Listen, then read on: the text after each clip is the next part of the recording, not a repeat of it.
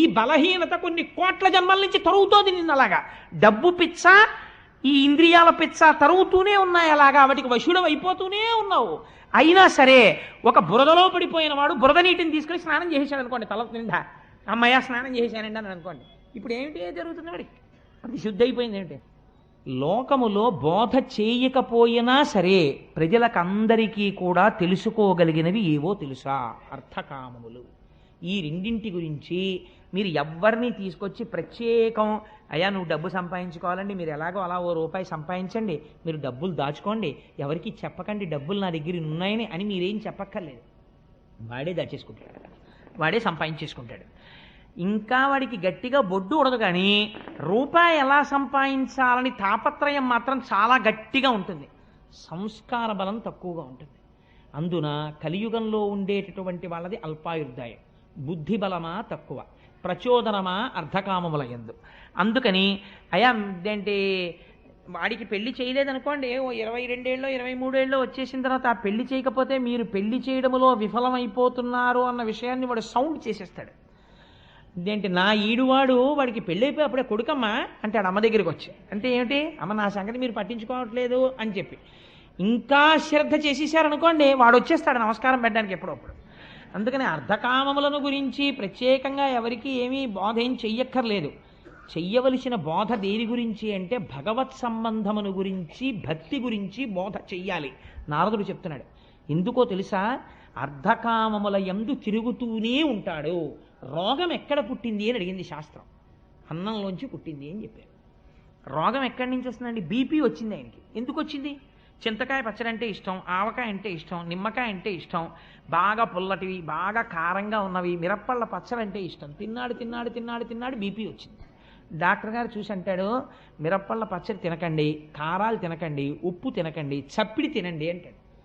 కానీ ఇప్పుడు ఆయనకి తెలుసు అది విషము, తింటే బీపీ వచ్చేస్తుందని తెలుసు. కానీ ఆయన ఏం తింటాడు? ఏం పర్వాలేదులేవే ఆయన అలాగే చెప్తాడు, ఓ ముద్ద పెడదు అని చెప్పి కాస్త మిరప్పళ్ళ పచ్చడి అన్నం తినేస్తాడు. ఇప్పుడు ఆయన ఏం తింటున్నాడు? రోగమును పెంచుకుంటున్నాడు. ఎందుకు పెంచుకుంటున్నాడంటే రోగం పెరుగుతోందని ఆయన తెలియక తింటున్నాడని మీరు అనుకుంటున్నారా? తెలుసు ఆయనకి. ఎందుకు తింటున్నాడో తెలుసా?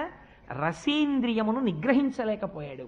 శరీరమే పోతుందిరా అని తెలిసినా సరే, రోగం వచ్చేస్తుందిరా అని తెలిసినా సరే నిగ్రహించలేకపోయాడు. ఎందుకు నిగ్రహించలేకపోయాడు? ఈ బలహీనత కొన్ని కోట్ల జన్మల నుంచి తరుగుతోంది నిన్ను అలాగా. డబ్బు పిచ్చ, ఈ ఇంద్రియాల పిచ్చ తరుగుతూనే ఉన్నాయి అలాగా, వాటికి వశుడం అయిపోతూనే ఉన్నావు. అయినా సరే ఒక బురదలో పడిపోయిన వాడు బురద నీటిని తీసుకుని స్నానం చేసేసాడు అనుకోండి, తల నిండా అమ్మయ్య స్నానం చేశానండి అని అనుకోండి, ఇప్పుడు ఏమిటి జరుగుతుంది వాడికి? అది శుద్ధి అయిపోయింది ఏమిటి? అమ్మాయి ఎవరైనా స్నానం చేసా వచ్చి ఇంట్లోకి అంటారా? అనరు. ఒరినీయ సాధ్యం కొల, నువ్వు పడిపోయింది బురదలో, నువ్వు ఒడ్డుకొచ్చి మళ్ళీ చెంబుతో బురద నీళ్ళు తీసుకుని మళ్ళీ మీద పోసుకున్నావు, స్నానం అయిపోయింది అంటున్నావు. ఎలా అవుతుంది స్నానం? అవదు, నువ్వు దగ్గరికి వెళ్ళి పోసుకో అంటావు. నీవు ఇంద్రియముల చేత తరమబడి తరమబడి తరమబడి తరమబడి కొన్ని కోట్ల జన్మలు ఎత్తిన వాడివి మళ్ళీ ఇంద్రియాలకు సంబంధించిన సుఖాలనే తీసుకెళ్లి శరీరానికి ఇస్తుంటే నువ్వు ఎప్పుడు ఉత్తమ లోకాలని పొందుతావు, ఉత్తమ గతులను పొందుతావు? పొందలేవు. కాబట్టి ఇప్పుడు నీకు మంచినీటి స్నానం కావాలి. మంచినీటి స్నానం ఎవరు చేయిస్తారు? ప్రేమ ఉన్న అమ్మ చేయిస్తుంది. ప్రేమ ఉన్న అమ్మ ఎవరు? వ్యాసుడు. ఆయన చేయించాలి. అందుకని భాగవతం ఇచ్చాడు. ఈ జన్మలో వీడు చేసుకున్నటువంటి ఇంద్రియ లౌల్యం వీడిని వచ్చే జన్మలలో హీనోపాధులలోకి తీసుకుపోతుంది. భగవంతుడికి ఏమి రాగద్వేషాలు ఉండవండి. నేను ఒక మాట చెప్తే మీరు మనస్సులో ఏమనుకోకండి, నేను ఒక యథార్థం చెప్పడం కోసమని మీకు నేను చెప్తాను. మీరు దాని గురించి విచారణ కోసం నేను చెప్తున్నాను అంతే. మీరు మరోలా భావించకండి. నా ఎందు పరమ పవిత్రమైన వేదిక మీద అసహ్యకరమైన విషయాలు ప్రతిపాదించవలసిన అవసరం నాకు లేదు.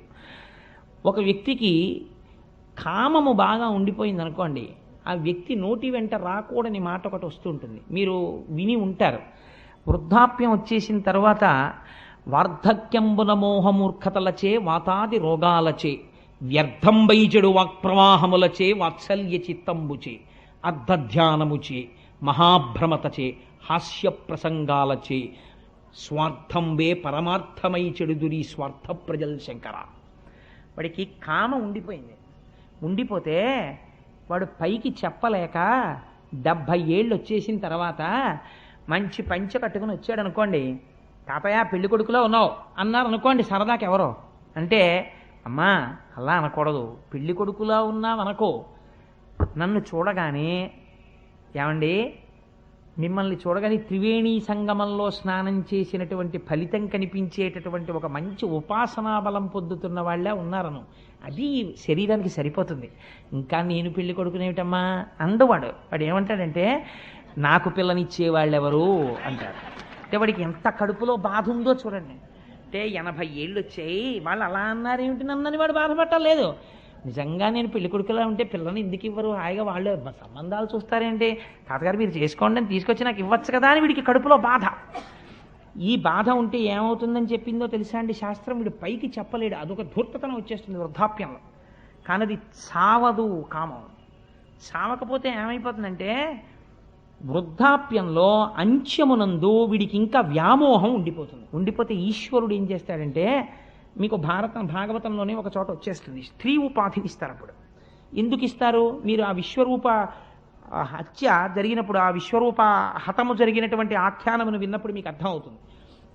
అందులో స్త్రీ స్వరూపాన్ని ఇస్తారు. ఇచ్చిన తరువాత ఈ స్త్రీ యందు, ఇటువంటి స్త్రీ యందు ఎటువంటి బుద్ధి కలుగుతుందంటే వెలయాలికి ఉండేటటువంటి బుద్ధి కలుగుతుంది. ఎప్పుడూ కూడా కామముతో తిరుగుతుంటుంది. రూపము ఉండి 10 మంది పురుషులను ఆకర్షిస్తుంది. ఆకర్షించిన కారణం చేత శరీరమునకు పటుత్వం ఉడిగిపోయి శరీరములోంచి చీవు నిరంతరము స్రవించేటటువంటి వ్రణములు బయలుదేరుతాయి. బయలుదేరి అందులోంచి క్రిములు కింద పడుతుంటాయి. అంత దూరంలో ఉంటే ఇక్కడే పుల్లటి కంపు రావడం మొదలవుతుంది. కంపు రావడం మొదలెడితే ఎవరు దగ్గరికి వెళ్ళరు. ఇప్పుడు ఈవిడికి ఏ విటుడితో తిరిగిందో ఆ విటుడే అంత దూరం నుంచి వెళ్ళిపోతుంటాడు ఉత్తరీయం అడ్డు పెట్టుకుని. అప్పుడు బాధపడుతుంది. ఎంత బాధపడాలో తెలుసా అండి? అంత బాధపడ్డ తర్వాత అప్పుడు ఆ కామం పోతుంది. అంత బాధ వాళ్ళు పడకుండా నేను చూడాలి, నేను వ్యాసుడనైనందుకు. కాబట్టి వీళ్ళు, నేను కేవలము కామము గురించి మాత్రమే చెప్పాను, అర్థం గురించి నేను చెప్పలేదు ఇంకా. కానీ ఇలా వీళ్ళు ఎన్ని జన్మల నుంచి బాధపడుతున్నారో. కాబట్టి ఇది ఉత్తర జన్మకి వెళ్లకుండా ఆపేదొకటి నేను వీళ్ళకి ఇవ్వాలి. కాబట్టి వ్యాస నువ్వేమి ఇవ్వాలో తెలుసా? భగవద్భక్తికి సంబంధించిన విషయం అందించు. వాడు తెలిసో తెలియకో వచ్చి విన్నాడు. విన్నంత మాత్రం చేత ఈశ్వరుడు ఏం చేస్తాడో తెలుసా అండి? వీడు భాగవతం విన్నాడని ఖాతాలో రాస్తాడు. రాసి హీనోపాధిలోకి వెళ్ళిపోకుండా ఈ ఫలితాన్ని అడ్డుపెట్టి మంచి జన్మ వైపుకి తిప్పుతాడు.